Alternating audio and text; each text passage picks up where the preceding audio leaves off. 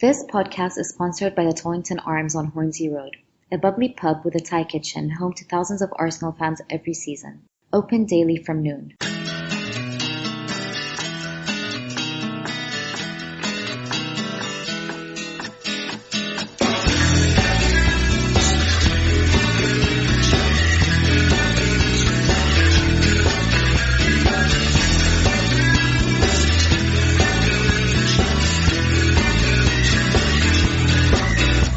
Hello and welcome to the Gooner Ramble podcast. I'm your host Giles, back on the MIC. I want to thank JJ, Amanda and Clive for an excellent job reviewing the Burnley game on the weekend. Very enjoyable podcast it was too. Tonight, joining me to shoot the breeze, our regular panellist Was. How you doing, mate? You right? Hello, Jay. You alright, mate? I'm good. Yeah, I'm good. Too bad. Where you at tonight? Whereabouts are you in the country tonight? Me, I'm right by Vicarage Road Stadium, mate. So, loving life at work, inverted commas. Good stuff. All right, and we've got His Royal Highness, the Prince of Hangouts. We've got Cookie. James, how are you tonight, mate? I'm very well, thanks, Giles. Thanks for having me on, mate. Not too good. Good stuff. And also special guest, formerly known as Robin Libero. It's Michael Kashani. How you doing, Mike? You right? All right, thanks. How you doing? Good stuff. All right. So this week, I really wanted to talk about and get my head around what I see as some defensive issues. It's something that's been sort of like bugging me for a while, and I usually tweet about. The last few weeks and months, I've been tweeting about how loose we are, how loose I think we've become, and how unstructured we are at times, and especially without the ball. And Clive has said recently in one of his blogs that we're allowing a lot of shots on goal. We're not taking as many shots on goal, but we're allowing more shots on goal than any of our top six rivals. So it's something that worries me. That I think there are some sort of disconnections there, and that's developed from the looseness. So my question to you guys is, how do we become more defensively solid? So I'm going to start with you, James. Cookie, fire away. What's your thoughts? I think, especially this season, with the introduction of Mustafi, he's a player that I would regard as a chaos defender, if that makes sense. He's exceptionally good at what he does. He's brilliant in the air. He's brilliant on the ball. He's got an excellent pass on him, and he's really good at driving the team forward. I think in the couple of games where we've missed him, we've definitely seen that he does have an impact going forward, and we have missed that in a sense. You've just seen the driving runs that he's made. Even in the game against Burnley, the way he gets us forward at times is second to none, and that's great to see from a centre half. But I do think on the flip side, he can be a little bit chaotic in what he does, and there's no real calmness to our defending at times. It all seems to be incredibly rash. That penalty we gave away against Burnley really did sum that up for me. Monreal, I think he's coming to the end of his tenure at Arsenal. But I mean, Koscielny and Mustafi, I feel that that's a partnership that is still very much in the balance, in the works in a way. And I've been really pleased when I've seen the likes of Rob Holding come in. And I know it might be maybe a bit too soon to give him a starting berth in this Arsenal team, but the way he brings a calm and cool head to the back line, I think we've really missed that. And I think that's a quality that was really unnoticed in Per Mertesacker's game, that he was able to bring a calmness and a presence to that back line. And Koscielny, I think he's learning to do that. But moreover, with our defence, I know we're not keeping clean sheets, but if we're winning games in the manner that we are, and as we've started the year, then I haven't really got too much of a problem with that. It's just I would like to see us be a bit more defensively disciplined. At the moment, I think it's a little bit all over the place, and I think it's very much a defence that is in the development stage, if that makes sense. Was your thoughts? Yes, mate. See, I find it very interesting. Rather than pinpointing individuals, I like to think more. I'm looking more at the system at the moment, and we saw the second half of last season Wenger implement a system that basically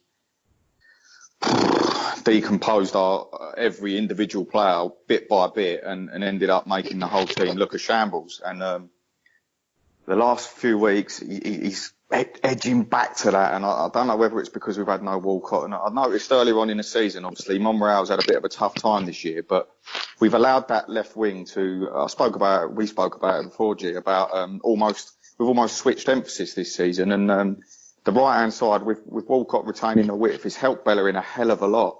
And especially with Mustafi coming in on that right side of defence, it allows him to get across and cover if Bellerin does go forward. Now, since Theo's been out, we've seen us revert to an invert, if you know what I mean, and where Iwobi's been given the freedom on the left-hand side of the pitch, we've seen Alexis play back out there, and I think Monreal's actually, I mean, that's what I'm saying, would you say he's improved, or has he got a bit more protection and we've sort of switched the emphasis back again? And it is a bit chaotic at times, and I'm sure we'll go into it a bit more, but I just think it's more to do with the shape of the whole team when in possession and out of possession, and especially when we lose possession quickly. I think we create our own chaos factor, and I think it's very unnecessary. Mike, I want to bring you in. I mean, listening to what my opening gambit was and James's opening statements, I mean, do you feel there's a problem, there's issues there, or do you think we're kind of overplaying it, or do you think people are overanalyzing it, or do you actually think there are actually real issues that can probably be ironed out? There's a lot that needs to be worked on, but it's enough in the balance that we can take it as it comes rather than have to try and like actively go look for a solution, if that makes sense. So things are going okay, and then we can work with what we have and make that improve rather than a system like Gabriel and Koscielny next to each other where just something had to change, if that makes sense. Okay. But I agree sort of with the general point that it's very much a defense of individuals at the moment. And while it's working okay, there isn't a really solid structure ahead of them. And it's because they're all quite good individuals, it is working itself out, but we do need to work on a sort of more solid structure. Indeed. You're saying we've got better one-on-one defenders. One-on-one and just sort of, not necessarily in duels, well, they all are all quite good in that, but they can take responsibility for themselves all up to a certain point. And that obviously helps the whole situation because it means that they can all just do what they're good at. But then, yeah, that's only sustainable up to a certain point. And I worry with the opposition we do have coming up. Well, Chelsea obviously first, but it's more Liverpool at Anfield. That without a really good midfield base in front of it, we could start to come unstuck.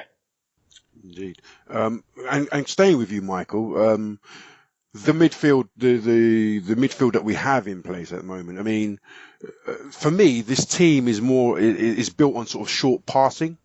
So that means you really want to be compact, and as was always talks about, it's retaining width, whether it comes from the wide men or from your fullbacks. But a short passing team, a dynamic short passing team, is better compact and spreading the play, stretching the play wide. What I see at times is a disconnect, and sometimes it's the lack of structure. So. In the recent home games, we've seen them sort of like passing in that horseshoe sort of style, and that means there's no real triangles being created, and it's often left to our creative forces, Alexis or Mesut, to be that sort of individual, do something different, that individual creative spark that we lack from that sort of pattern of play that we've seen often. I mean, do you agree? I mean, you said that there's, the structure from midfield onwards is an issue. I mean, how would you like to see that, sorted out? It's very complicated because I think a lot of the solution that I want involves Xhaka and Ramsey. But obviously that's hit something of a stumbling block in the last few games, or last game. But in the meantime, I think we need to look back to what we did well in 13-14 as much as anything. And now we've got the situation where we're probably going to have to play Coquelin next to Ramsey. And obviously that didn't work well last year, but we didn't have any kind of working system ahead of it, really. So if we can, I think Iwobi might be key to this because you need someone out wide who can hold the ball well and just sort of we have to do more with the possession that we have. It just seems like an extremely basic thing to say, but last season when we did play Ramsey and Coquelin next to each other, we didn't really have the ability to hold the ball high up, and we also didn't have many runners. So you have Ramsey committing high up and just no actual structure beyond trying to make Ramsey's the third man run. Try and get the third man runs out of Ramsey. So the main thing to do is to try and get the goal threats in the front line while also being more safer on the ball higher up. I know you're an advocate of. I'm sure you agree with quite a lot of what Michael said there. Yeah. Yeah, I think he made some very good points here. I just think, with regards to the midfield too, we know it's going to be Coquelin, Ramsey. I think Egypt qualified for the next stage tonight, didn't they? With her, so we know El Neni isn't going to be back. We know he's not an option, and really we're down to the bare bones there. I think people forget El Neni, Coquelin and Ramsey have only ever made 5 appearances together. I mean, let's be honest. Like you need to give a partnership time to become a partnership, but unfortunately for us now, it's really got to happen here and now. And I think the best way for this partnership to work is to ensure that they've both got defined roles. I think that's where Wenger often struggles, because this season we've seen Coquelin pressing a lot higher up the park, with Santi obviously dropping in, and then obviously when Jack has been there, and it's almost become a sort of double pivot where one goes, one stays off. I don't think that'll work with Ramsey and Coquelin. I really, really don't. I personally like Coquelin as a screen, as an interceptor, as someone deeper who he can sense danger very well. I mean, we've all forgot, really, because of how well he's pushed forward this season, off the ball, and how many tackles and that he's made. Really, his trade has been as a DM, and when he come in, when Arteta and Flamini were out, he come into the side and he really changed our whole season just by one position. And I like to see him in that deep role, and I don't want to see him getting carried away. There's not really the protection behind him to do it. Let Ramsey be that link. Let Ramsey go between the boxes. And I also think that the thing that really will help these two, as like you said, G, I don't think these two really are five-a-side footballers. No. They can do combination play. They are good at it. But I think it's key to us, and I always go on about it, is the retention of width. And I think what that will do is aid the team as a whole shape, because a lot last season, especially with Flamini as well, I felt that the wingers were narrow. I mean, we looked at, for instance, them 2 games that we all remember Ramsey Coquelin by. The 2 shocking games were at Old Trafford, in which we had Theo Walcott up front, Danny Welbeck on the right wing, and Alexis on the left. And there was no width, no retention of width, no shape. It was just sort of a mishmash, and it was terrible. And then the next game, Swansea at home, when we lost 2-1, we had Joel Campbell on the right, Alexis on the left, and it was the same thing, and it really was a struggle. But what seems to happen is when everyone's clustering and coming narrow, we're taking Mesut Ozil's game out of the equation. Then we're playing 5-a-side football, and as soon as we lose the ball, our only outlet of width is our fullbacks, and they're high. Now, with Mustafi, it helps a bit because he is very mobile, and he's a lot more mobile than Per, and we're not going to be as exposed as much. But I think the reliance on fullbacks meant that with them high up the pitch, you've only got two in, and often if one of the 2 midfielders goes, then they've got no chance, absolutely no chance. So I think as the shape of the team, I'd like to see us not rely on fullbacks as much, retain the width, create the space for the midfield to let Ramsey become almost Ozil's mate in the middle of the park, and just give him space to operate. Because if we cluster, when we lose possession, that's when we're caught. And we know that there's questions over the discipline of Ramsey and Coquelin, both of them at times. But I just think if we give them defined roles, don't make it too complicated for them. Just say to Coq, you sit there, mate. You be the cock block in front of the back 4. You do your job. Let's not have our fullbacks tearing past our inverted wingers and then leaving us open to the counter on the wings, which happened time and time again, especially against Chelsea. It's going to be vital. And I just think we need to stretch teams, do it intelligently. I'm not saying don't play a left-footed person on the right, a right-footed person on the left. I'm just talking about retaining the width before you get the ball, then come inside, because I think we end up killing our own central midfield by stifling the game, and the team then becomes unbalanced all over the place. We've got both fullbacks forward, and that's why so many times I think last season we lost possession and it would just become end-to-end basketball, and we were caught out so often. And I really, really do think we need a solid structure to get us through these next few games with them 2 players, because individually I think they're both brilliant at what they do, but as a pair we can't have them one stay, one go, because I just don't think it'll work. I really, really don't. Yeah, no, I'm pretty much in total agreement with that. When you look at the way they are as individuals, logic would pretty much suggest that Coquelin can sit in front of that back 4, do what he does best in terms of just, making hard-hitting tackles, winning the ball, interceptions. We saw that the minute he came on against Burnley. He won a ball within the opening minute that he was on the pitch. That's what he's good at. If he can play to his strengths, logic would suggest that Ramsey can play to his as well, just by doing essentially what he did for Wales in the Euros by bombing up the pitch, winning the ball, and making those fantastic runs beyond the likes of Mazzo's or Olivier Giroud, the centre forward, and getting into the box and hopefully seeing the type of Aaron Ramsey that we saw a couple of seasons ago. Of course, I don't want to dwell on that too much, but you would hope at some point that player will come through. And I'm not saying that Coquelin's going to be the player that'll bring that out of him, but it's something that we've got to deal with at the moment whilst we find ourselves in this predicament. I think, personally speaking, it's a real shame that Xhaka has gone and done what he's done by getting himself sent off and getting banned for 4 games, because finally we were starting to see that nice lucrative partnership starting to build in midfield that so many of us have wanted to see build this season. It's taken us, 6 months to get there.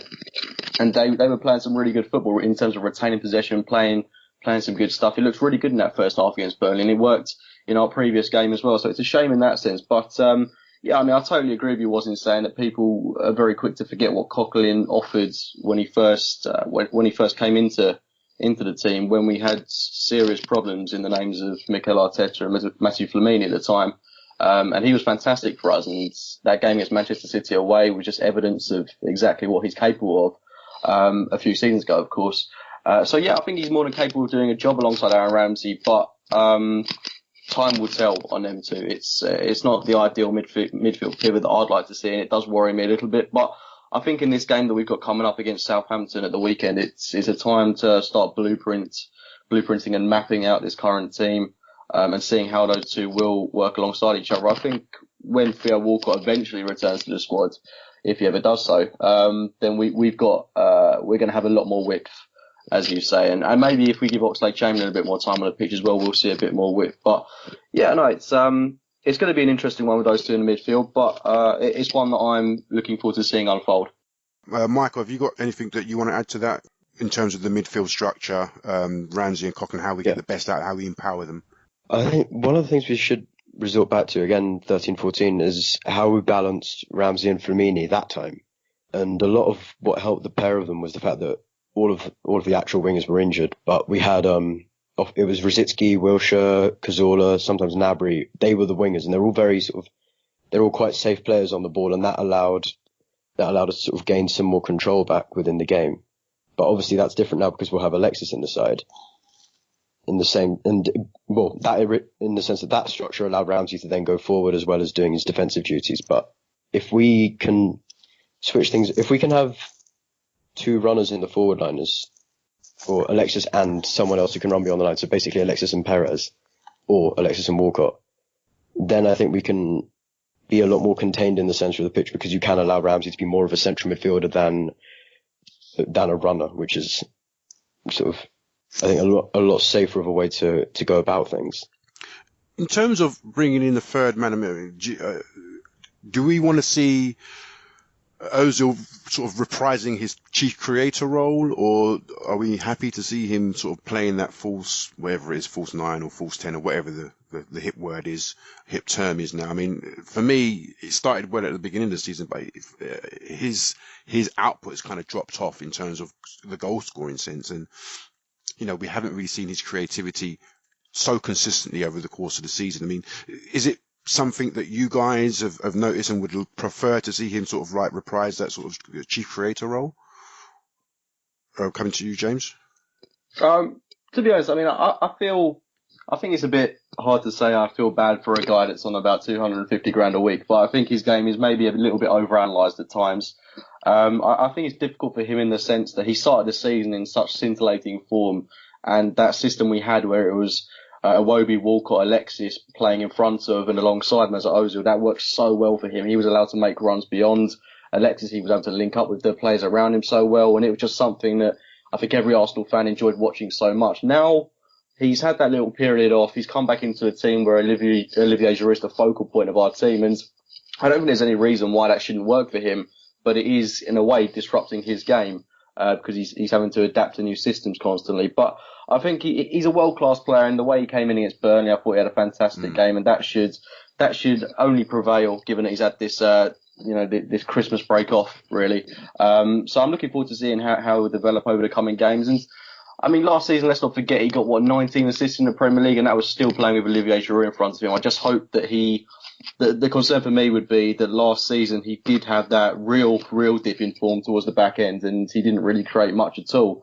And I would hope that wouldn't happen now, especially when we are in such a, I wouldn't say strong position, but we're in a beneficial position to challenge Chelsea for the title at this stage. If we can get a result away from home at Stamford Bridge, it's vital that he's an internal cog to this team, because if he does slip away, then I do worry that will affect the whole attack. And I would hope at some point when we see Walker come back, we'll see the best of Mesut Ozil, and we'll see Alexis Sanchez at some point leading the line again. Because as much as I love Olivier Giroud, I do still believe that he's a player that is more capable of coming off the bench and benefiting our game. And I just think I prefer the Arsenal with Alexis Sanchez spearheading our attack, and I think it will play to the strengths of Mesut Ozil. Michael, where do you see Alexis? Where do you think Alexis Sanchez is best deployed in to get the best out of him, and for him to get the best out of Arsenal, sort of thing? I think a lot depends on who's up front, and whether it's him or Welbeck or Giroud. But I'm surprised we haven't reverted to having him on the right and Iwobi on the left like we did last season, because it worked well for both of those two, and of course for Welbeck. Maybe he feels it needs a far centre forward, but I don't know. Alexis himself, like, we saw how good he could be up front, but I think it needs Ozil at 10 and a runner figure in the form of Walcott or Perez, because we had a few games with Iwobi and Chamberlain as the wingers, and as I recall, I might be remembering incorrectly, but it just didn't work anywhere near as well with him up front. So, as long as we have the right structure, we think we should be playing him up front, but it does need that guy on the wing who is going to make the runs beyond the defensive line. If Walcott isn't back, but I think did he return to training? I thought I heard some sort of whisper that he'd return to training. There's an outside chance he might be involved by Watford next week, but we'll see. I know Welbeck is definitely in contention to start. I mean, do you think that it's time to sort of like remove or rotate, should I say, Giroud out of the starting lineup for now, bring in someone like... Go ahead. I've got a lot of theories on this. I'll breeze over all the players you've just discussed there. I mean, with Mesut Ozil, I personally think you like you said, that the severe, like Cookie said, the severe dip in form last season, that was all down to a change of shape. We began to play Walcott on the left wing and Joel Campbell on the right. We had no width, we had no runners. We had a 6'4" centre forward. And like what we saw Mesut Ozil doing against Burnley, he spends 80% of his game running the channels. Now, that's not what I want to see the best number 10 in my eyes in world football doing. He's constantly on the search for space. He knows where to be. He's so intelligent that no matter what any other players are doing, he sees things before anyone else. And in my opinion, like, I saw it a hell of a lot. He was covering the channel for Iwobi and then for Alexis, and I just want to see the team built around Mesut Ozil. I want to see him have runners from the left, runners from the right. He can hit Olivier Giroud. I mean, last season his highest assists was to Olivier Giroud. Now, because he can whip a ball in, but it's no coincidence that he put in the third most crosses in the Premier League last season, Mesut Ozil, which is ridiculous for a number 10. It's absolutely phenomenal stat. But it was all down to the way we were playing in the second half of the season. And I just think, like what we saw at the weekend, someone alluded to it, I don't know why we didn't switch the two. Iwobi was on the right, Alexis on the left. And it was just constant. And not for 5 minutes, not for 10 minutes did he just switch it over and try and mix the game up. And I loved seeing Ozil get more goals, but I know what Ozil can do on the ball when he is surrounded by runners and a target man and a link man. And Ozil, I mean, we saw 19 assists. He could easily get 10 more than that, I think, this season. We just need to build a team round him. And a lot of that comes from a third man runner from behind him to link with him, go beyond him. A centre forward that can play with him. He's almost had to sacrifice his own game, but because he's so bloody good, he's become all of a sudden a goal scoring 9.5, 10.5, which is mad. And I think he's so underappreciated, and his intelligence off the ball is often so underappreciated, and it makes such a difference to us because whoever plays, Ozil's still the one that makes us tick. And when he's not there, you soon notice. And with Alexis, I loved Alexis centre forward, and I love Alexis on the left wing. The only qualm I've got about him on the left wing is his repetitive nature. He very rarely likes to work with his fullback. He don't like going outside his man. He don't like using Monreal in the overlap very often. And also, when we're playing a player like Iwobi on the right, who constantly comes inside, that drags the defenders inside as well. So every time Alexis comes in, he's stifled. He's either doing an inverted cross to nobody or smashing a shot 30 yards over the bar. And he'll do that 20 times a game, but he will come up with a one glory moment. And we set ourselves up to rely on Ozil or Sanchez bringing us that one moment. And it happens far too often. Against Burnley, to get the breakthrough, it took a set piece, a corner, one brilliant ball and a good header, but I just don't think we were dangerous enough and allowing ourselves to be dangerous enough. And I do like Alexis on the left, but I think it's so vital that someone retains the width on the other side to create the space, if you know what I mean. Do you think, right, let me put this scenario to you. If you've got whoever it is up front, but you've got Alexis coming in from the left, and as you say, Iwobi coming in from the right, you're creating a cluster in front of the 18-yard box. You've got somebody in between them who's creating that triangle of passes. So you're creating an overload on one side. Surely then, if you have got Bellerin or even Ozil sort of like spinning out to the right, you're creating overload. You're getting somebody one-on-one with a defender on that side. You know, you whip the ball in, bang, there's a goal. Just like we did kind of like against Chelsea, where I think it was the Walcott goal that you loved was. Yeah, when Bellerin come across and Theo had the movement. Yeah, I completely hear you there, G. But my qualm with this would be is, look at our midfield too now. We need to take into account that we've got Coquelin and Ramsey there. And not last season we had Flamini and poor old Ramsey. I mean, yeah, he didn't play well, but bloody hell, he was playing alongside a calamity. And every time we created that overload, when the ball's nicked, that's when we're in trouble. So because that's what I'm saying. We've got to be almost a little more reserved with our fullbacks and rely more on our attackers to be attackers for to get through this spell of games where we maybe haven't got two deep line midfielders, which he's inclined to operate this season, which I'm not a fan of personally. But if he's got too deep, then I can understand the fullbacks being used the way they are. And a lot of teams are starting to do that. But I just think it would be absolute suicide to play almost a cluster five-a-side game and rely on, especially against bigger sides, and rely on our fullbacks. And interestingly, we was doing that against Burnley at home, and we had Gabriel right back, which was strange. Yeah, I mean, from what I could see from the passing maps, we had three players over there doing it on the right hand side, doing what probably Theo could do on his own, or Bellerin does. You know, when you got Theo and Bellerin, that's your right hand side, you know, sorted. But I saw like you've got like Ozil was spending a lot of time on the right because obviously he was trying to create something from the right. He saw the space there. You had Gabriel and so on and so forth. But I think if we get the two right-hand men back on, or Matt Sharp, then that's that side probably taken care of. My other thing is you've all said that, you know, there's issues with Coquelin and Ramsey sort of progressing the ball, transitioning the ball from defence to attack. Does that mean the onus now becomes a bit more on our two centre-backs, who are not too bad in terms of, you know, playing balls through the lines, but does the onus become more on them to sort of start off attacks, you know, playing the ball forward? I mean, we saw quite a bit of it on Sunday with both Koscielny and Mustafi trying to do that. James, I want to come to you. I mean, do you think that that's another avenue where we could sort of like utilize to sort of like help out basically, especially someone like Coquelin, because he's not really somebody you want as a first receiver. Ramsey, again, I don't think he's great as a first receiver. He doesn't have that metronomic passing that someone like Xhaka does or Santi does. So, you know, as an alternative, Mustafi?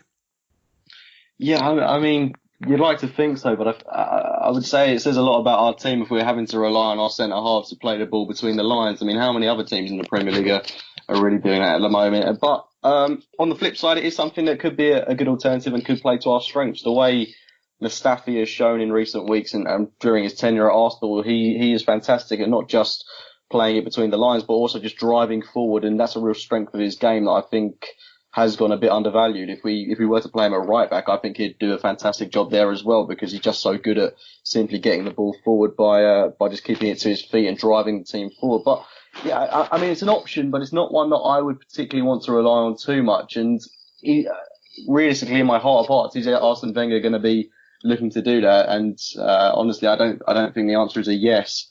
But it's a frustrating one, because we are definitely going to have to look to alternatives at some point if Ramsey and Coquelin doesn't work out in the way that we hope it will do, because we are so limited. And it's, you can look back all the way to August when we got rid of Jack Wilshere, and how perfect would he be for this current situation that we find ourselves in? A Coquelin Jack Wilshere pivot would be something that you think could potentially be ideal at this moment in time. But relating back to your question of Koscielny and Mustafi playing it between the lines and helping out our midfield, yeah, it's something that I think we're going to have to look to if it doesn't work out between Coquelin and Ramsey. It's a situation that would be quite desperate, and it would be showing that we are quite down to the bare bones of the team. But with Mustafi and Koscielny, I think we've got the players to do it, and that's the benefit of having ball playing centre halves, and it's something that I would definitely be open to seeing used in this Arsenal team.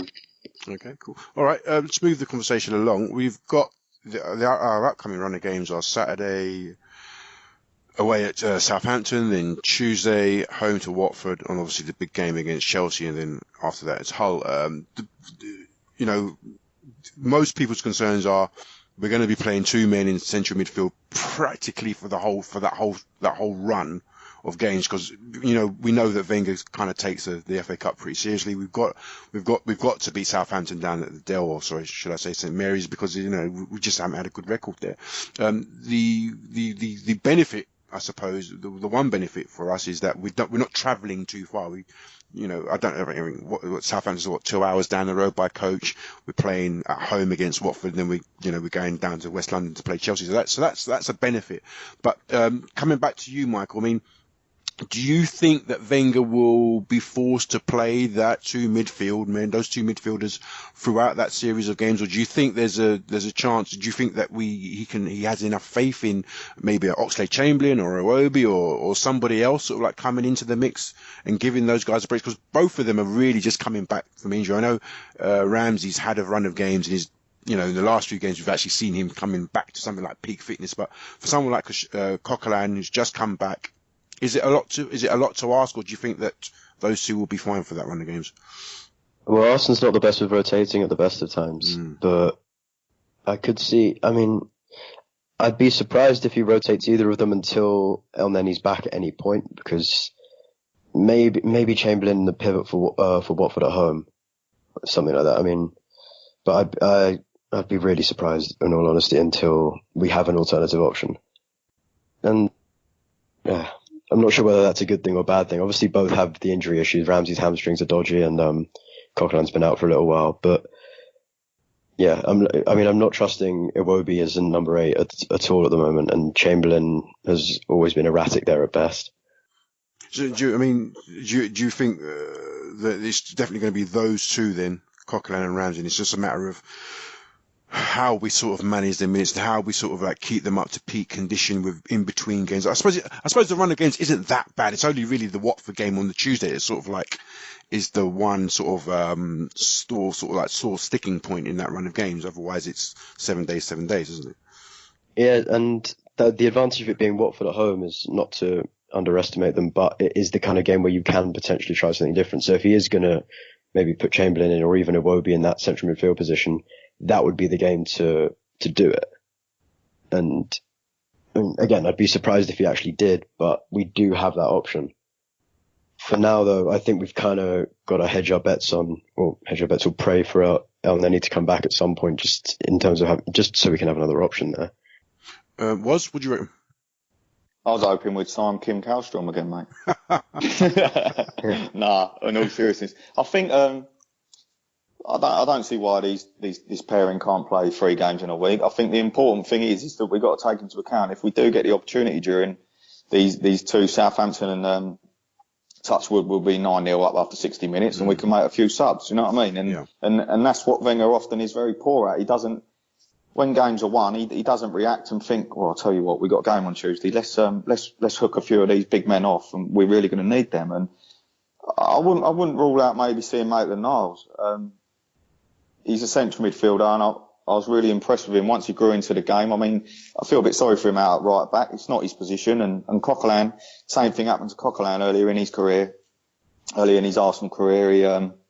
he was playing out at right back, I remember, away against Stoke in the Cup, and he had a really hard time and we lost that game, and people were sort of, oh, bloody hell. But he's not a right back, and I'm a Maitland-Niles fan. I like his energy, I like his tenacity. I think he could do a job if required for 30 minutes or something like that. And also Ox in the progressive role. I sort of see Maitland-Niles being a Coquelin sort of rotation, and Ox a Ramsey rotation, because although Ox is often very erratic, but like we just discussed, it's almost a perfect opportunity against Watford to maybe try something. I remember a few years ago against Palace, especially with Giroud centre forward, the driving runs, the 1-2s, he can go through and he's powerful. But in an ideal world, them two players play all 3 games, and then he comes back and Xhaka comes back in after the whole game, and we all of a sudden get our spine back. But it's just frustrating for me that we haven't been able to continue a partnership that we started seeing of Xhaka and Ramsey, exactly like Cookie said.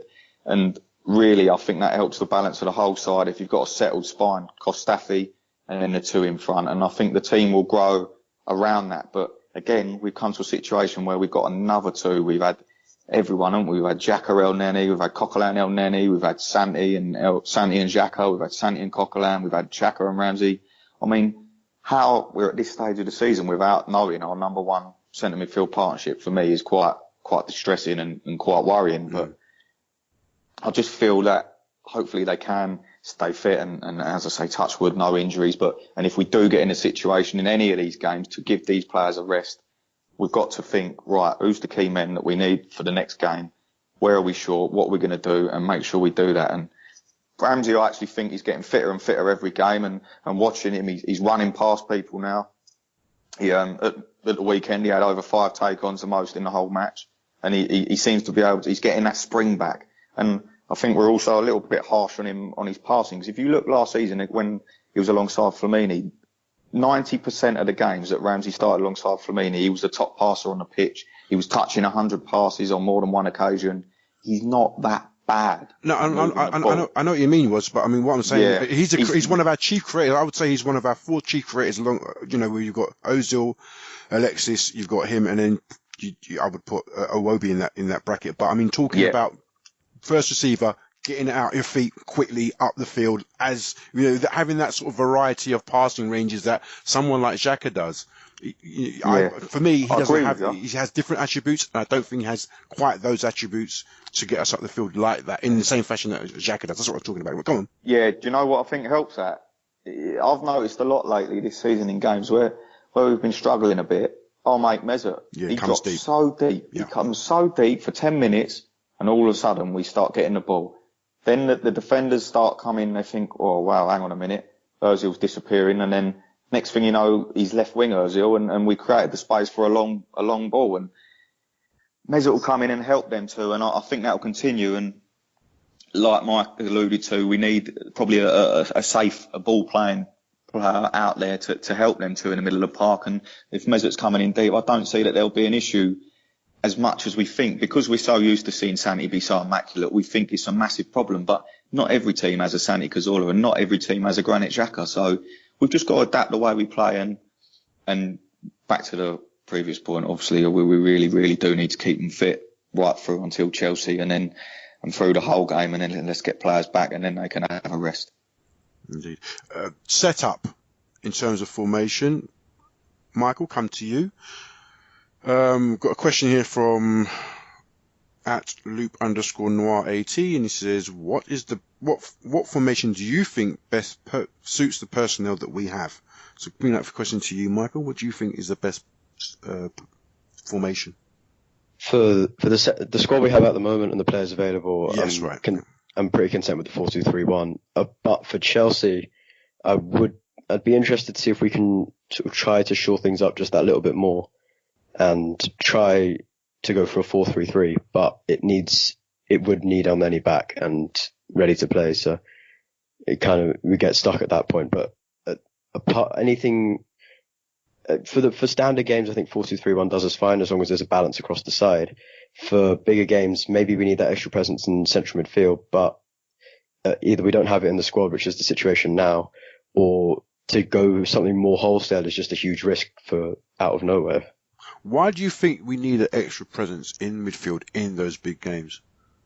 Just to stop us getting overrun as much as anything. And that's happened more away from home than at home. Indeed. But it will sort of just helps us have a more compact shape and I think be more comfortable without the ball, which is something which is obviously quite vital for games away from home.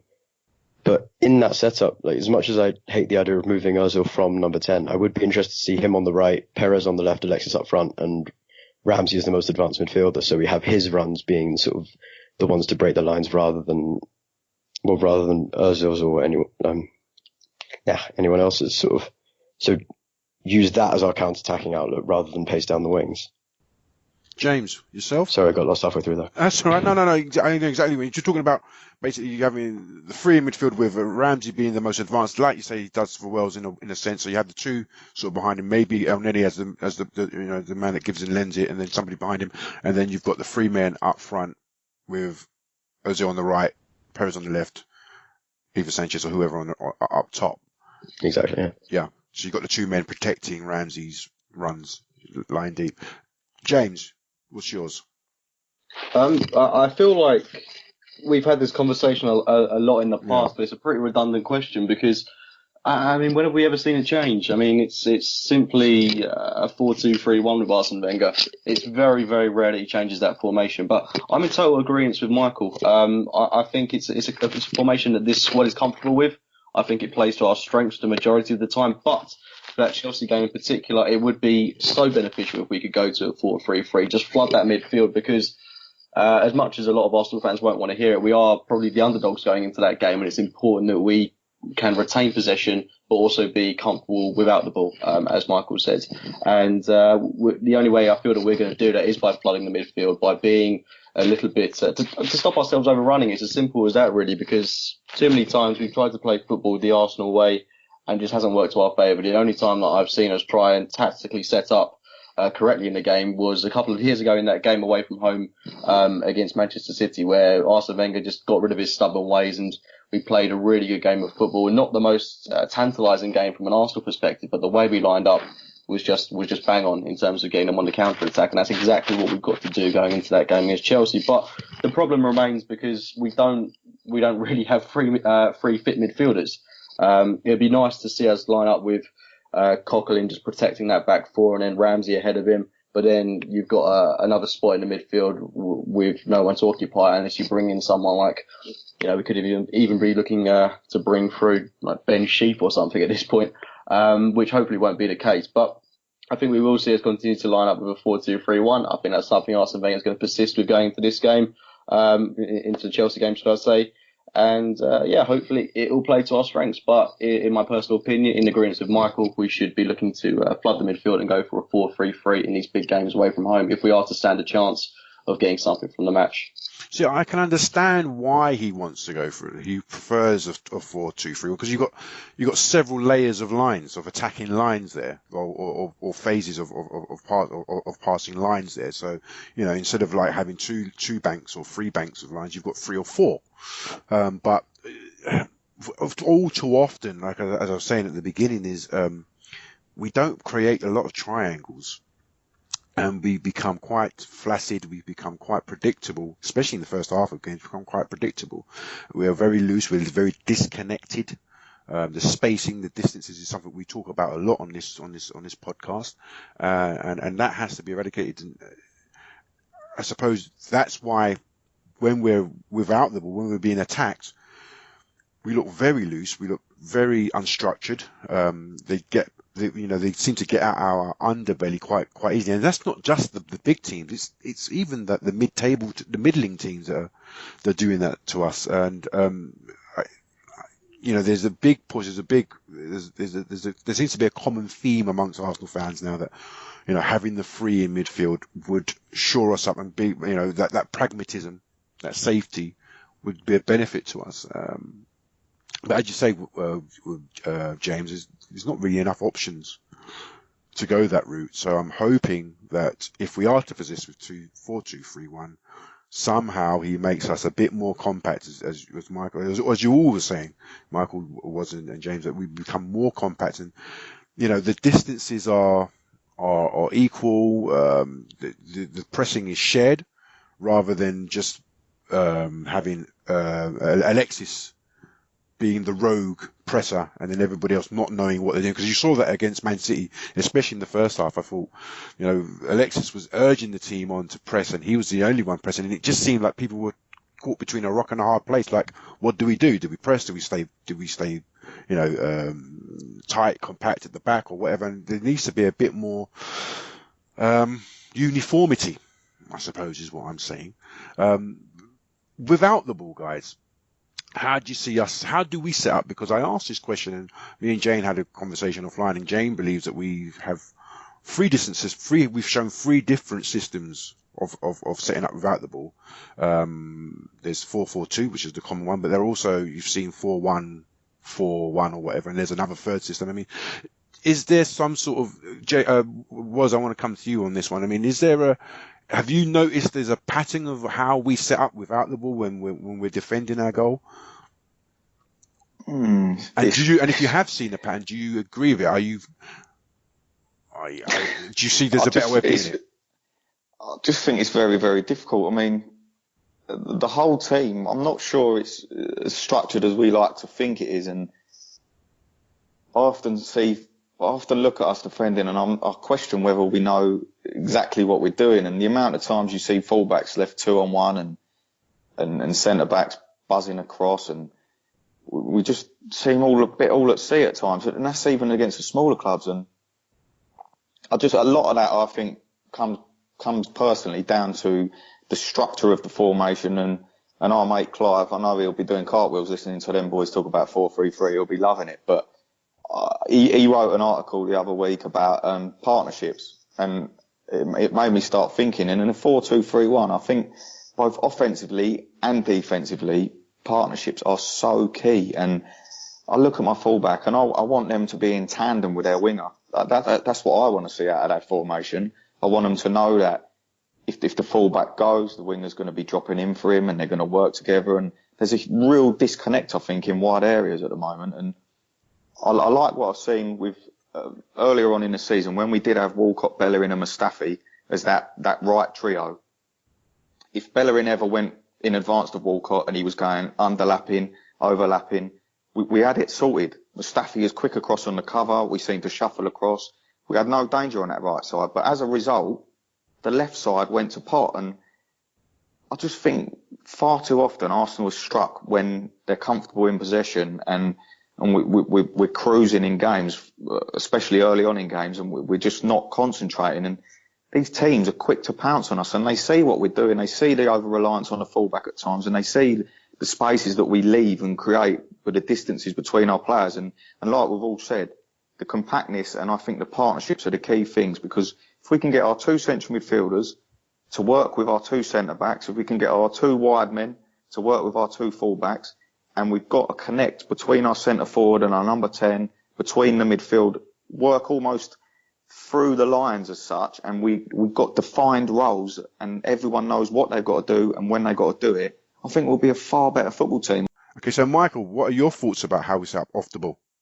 A lot of it, in terms of when I've looked at the side and what I think needs to change or what's wrong, like it ends up just looking at individual players, because I really don't think we do an awful lot as a team, like Woz says. Like, we don't look like a team that has a plan an awful lot of the time, and what changes from game to game tends to be what changes within the individual players who are different from one lineup to the next. And I think that's why we have a lot of problems as it comes across. But yeah, and that's in itself is why I think we need to make sure that the team itself has the balance, because it relies so much on the players making the right decisions. And apart from that, I'm not sure where else it can sort of go, as it were. Indeed. James? I mean, I wouldn't want to talk about it too much because I wouldn't want to pretend to be an expert on something that I don't know a lot about in terms of how to set up in this instance. But I think it just comes down to the way we play and the way Arsene Wenger wants to play, in terms of he's very dedicated to this system. That's supposedly meant to be the Arsenal way, where we play attractive, lucrative, exciting football.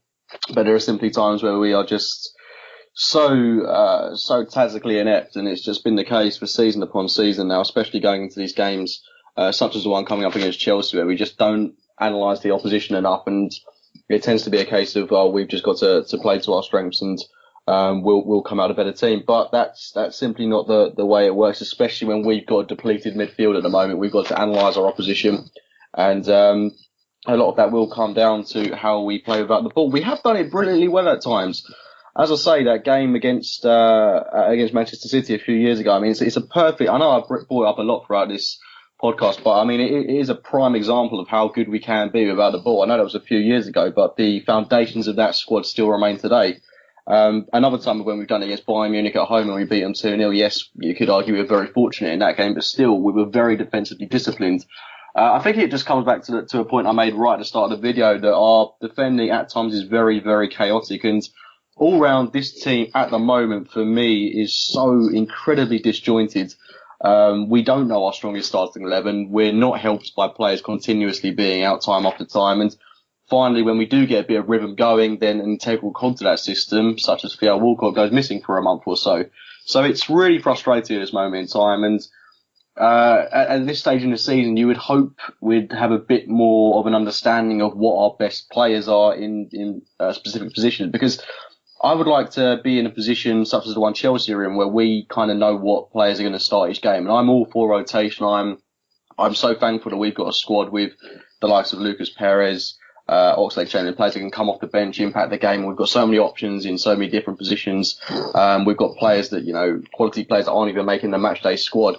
We are in such a fortunate position to have such a strong team, but it's infuriating knowing that we've got all these players, but we just don't know how to correctly set up with them at times. And I hate to say it, but it does seem to be the fact that we are so heavily dependent on Santi Cazorla in midfield, which is why it's even more annoying that Granit Xhaka and Aaron Ramsey have gone and disrupted that partnership in the midfield once again, mainly down to Granit Xhaka, of course, but I won't touch on that too much. Relating back to your original question, we're simply not good enough off the ball at the moment.